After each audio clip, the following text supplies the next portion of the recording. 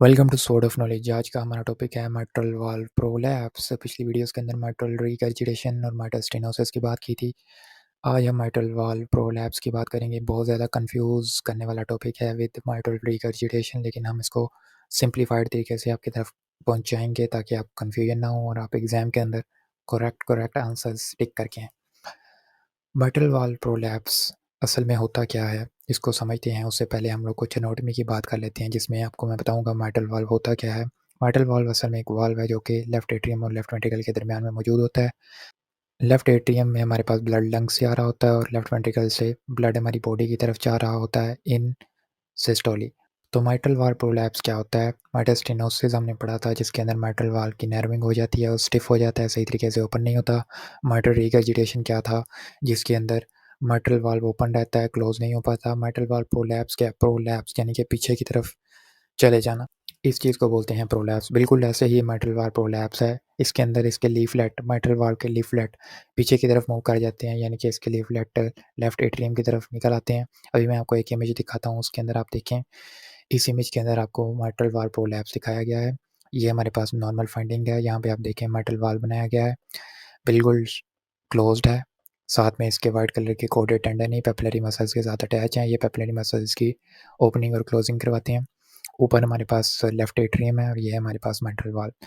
लेकिन mitral valve prolapse के अंदर क्या होता है, इसको फ्लोपी वाल्व सिंड्रोम भी बोलते हैं। इसके अंदर क्या होता है, इसके वाल्व, इस वाल्व के लीफलेट जो होते हैं वो बैकवर्ड मूव कर जाते हैं। यहाँ पे आप देखें इसके लेफ्ट ने बैकवर्ड मूव किया है, मैं दोबारा दिखाऊंगा।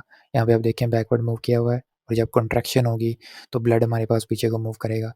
ओके, तो mitral regurgitation type of thing होगी, लेकिन ये माइट्रल रीगर्जिटेशन बिल्कुल भी नहीं है। माइट्रल रीगर्जिटेशन क्या थी, मैंने आपको बताया था। उसका केस कैसे प्रेजेंट होगा वो वीडियो जाके देख सकते हैं। तो यहाँ पे देखिए आप कोडेड टेंडन बिल्कुल सलामत हैं। मर्डर रीगर्जिटेशन के अंदर क्या होता है, कोडेड टेंडन हमारे पास रप्चर हो जाते हैं। इस इमेज के अंदर अगर आप देखें, यहाँ पे कोडेड टेंडन रप्चर्स हो चुके हैं, जिसकी वजह से बैकवर्ड फ्लो हो रहा है ब्लड का, और ये लीफलेट पीछे को गया हुआ है। इस चीज़ को हम बोलते हैं माइट्रल वाल्व रीगर्जिटेशन। जबकि माइट्रल वाल्व प्रोलैप्स के अंदर देखें कुछ भी नहीं हुआ, बल्कि लीफलेट खुद ब खुद पीछे को गया हुआ है, और it's not as severe as mitral regurgitation. मिसाल के तौर पे ये वाल्व ऐसे था, जैसे कॉन्ट्रैक्शन हुई, प्रेशर बिल्डअप होता होता होता होता इसने इतना प्रेशर बिल्डअप किया कि ये लीफलेट पीछे को चला गया। माइट्रल रीगर्जिटेशन के अंदर क्या था कि वो ओपन ही था, थोड़ा सा प्रेशर भी आया और ये पीछे को ब्लड जाना स्टार्ट हो गया। ये बड़ा इंपॉर्टेंट पॉइंट है। इसी की वजह से हमें डिफरेंट मरमर सुनाई देता है। दोबारा से मैं रिपीट कर देता हूँ। माइट्रल वाल्व रीगर्जिटेशन के अंदर क्या था कि वाल्व ऑलरेडी ओपन है, क्योंकि टेंडन जो है वो रप्चर हुआ है, कोडेड टेंडन है। अब क्या हुआ है, ये पीछे को वाल्व गया हुआ है, थोड़ा सा प्रेशर भी रीगर्जिटेशन करा देगा, ब्लड बैकवर्ड मूव कर जाएगा। लेकिन यहाँ पे क्या होगा, अगर तो कम प्रेशर होगा तो ये लीफलेट यहाँ पे होगा, लेकिन जैसे ही प्रेशर बिल्डअप होता है ये पीछे को मूव कर जाता है। अभी मैं आपको दिखाता हूँ, इसके अंदर जो मरमर सुनाई देता है वो इस चीज़ को परफेक्टली डिपिक्ट करता है, इस प्रोसेस को। तो आइए थोड़े से पॉइंट्स को देख लेते हैं। पहला पॉइंट है, इट्स द मोस्ट कॉमन मरमर। इसका जो मरमर होता है मोस्ट कॉमनली सुनाई देने वाला मरमर है। Describe as mid systolic click. Mid systolic click क्यों है?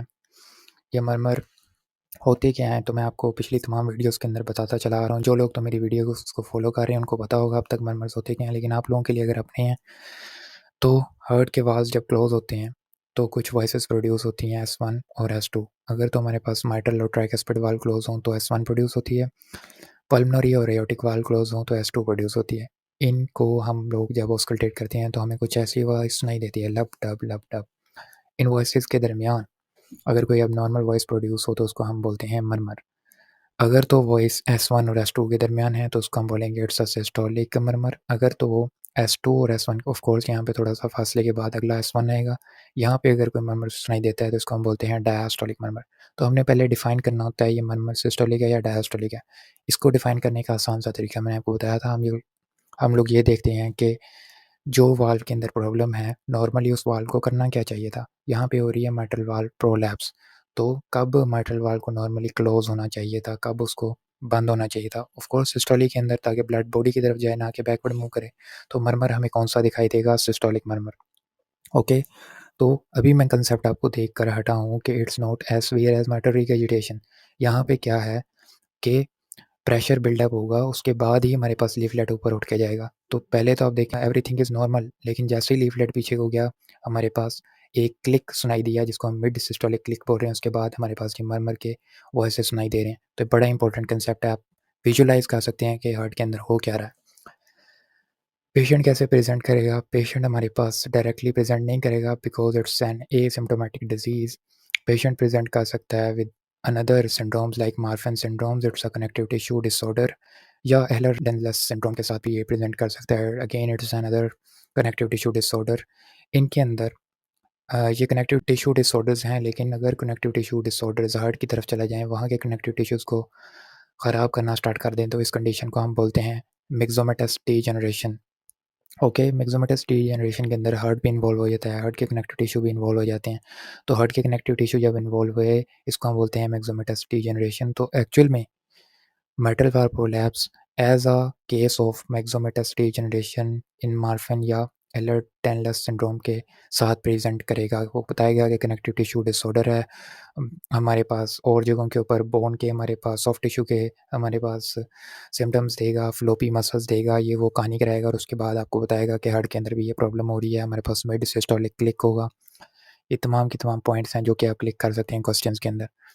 ओके, वैसे तो mitral valve prolapse एक एसिम्प्टोमेटिक कंडीशन है, लेकिन अगर तो सिम्टम्स प्रोड्यूस हों तो उस चीज़ को हम mitral valve prolapse नहीं बल्कि mitral valve prolapse syndrome बोलते हैं, MVPS, अगर तो सिम्प्टोमेटिक है।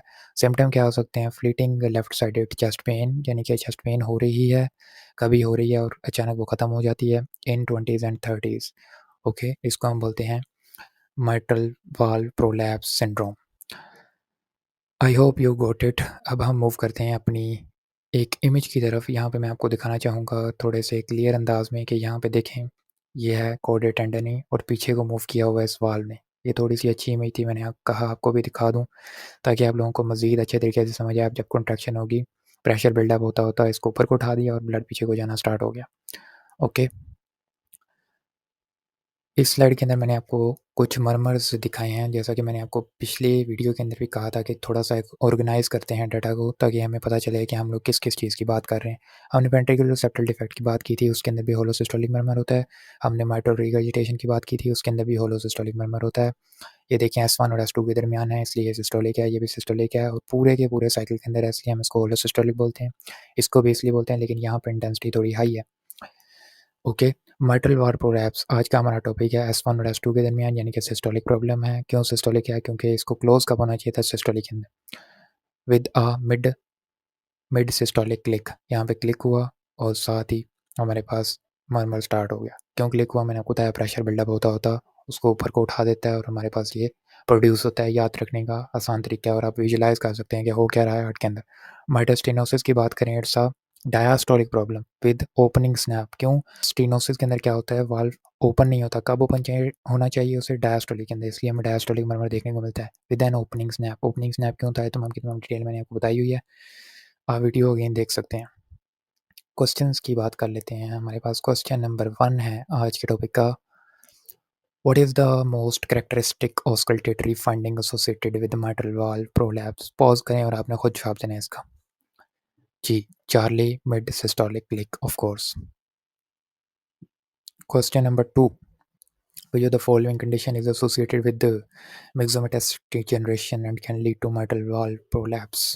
जी, चार्ली मार्फन सिंड्रोम। आप पढ़ सकते हैं, पॉज करके देख सकते हैं चीज़ों को। मार्फन सिंड्रोम की हमने ऑलरेडी बात कर ली, easy PG. Question number 3, in which patient population is symptomatic mitral valve prolapse syndrome most commonly observed? Age group पूछ रहा है कौन सा होगा। जी, तो मैंने आपको बता दिया 20 to 30s। आप मज़ीद ऑप्शंस पढ़ सकते हैं, मैं वीडियो को शॉर्ट करना चाह रहा हूँ। लास्ट हमारा क्वेश्चन है थोड़ा सा एडवांस लेवल का। 25-year-old female present to the emergency department with palpitation and chest discomfort. Physical examination reveal a mid-systolic click on auscultation. Guys, you got it. Electrocardiogram and cardiac enzymes are within normal limit. MI नहीं है भाई, MI होता तो papillary muscle damage होता तो mitral regurgitation हो जाती। What is the most likely explanation of the patient symptom? Alpha acute coronary syndrome, beta mitral valve prolapse syndrome, Charlie aortic dissection, delta pericarditis या eta ventricular septal defect। Age देखें, 25-year-old present कर रहा है with symptoms के साथ with mid systolic click, तो mitral valve prolapse syndrome। Got it. Thanks a lot for watching our video. Please like and subscribe to our channel.